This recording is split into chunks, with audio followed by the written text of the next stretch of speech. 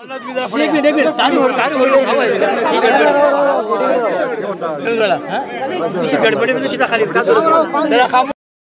लिए जो है ये त्यौहार बहुत, हम तो सबके लिए इस मौके पर यही पैगाम देते हैं कि ये ईद जैसे हमारे यहाँ है, आपके लिए भी खुशी का बाइस हो। जैसे हम खुश हैं इस मौके पर, हमारे बरादरान वतन भी खुश रहें और सब के लिए ये खुशी ऐसी खुशी हो कि मिलजुल कर रहने का सबब बने। हम किसी को तकलीफ़ देना पसंद नहीं करते हैं और न तकलीफ़ पसंद है।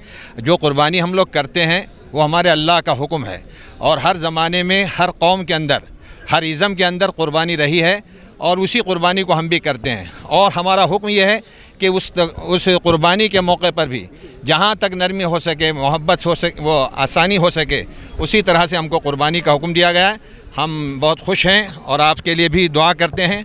अल्लाह ताला आपको भी समझ नसीब फरमाए और हिदायत नसीब फरमाए और सब के लिए ये ईद खुशी का, अमन का, आफ़ियत का, आश्ती का सबब बने। सल्लल्लाहु अलैहि सय्यदिना मुहम्मद। और ख़ास तौर से आलम इस्लाम के लिए भी, जहाँ बेचारे परेशान हैं लोग हैं, उन सब के लिए, और जहाँ कहीं भी हमारे मुसलमान हो कि गैर मुस्लिम हो परेशान हैं, तो अल्लाह ताला सबकी परेशानी को दूर करे। यही हम दुआ भी करते हैं और आपसे भी कहते हैं, आपकी ख्वाहिश भी यही होनी चाहिए।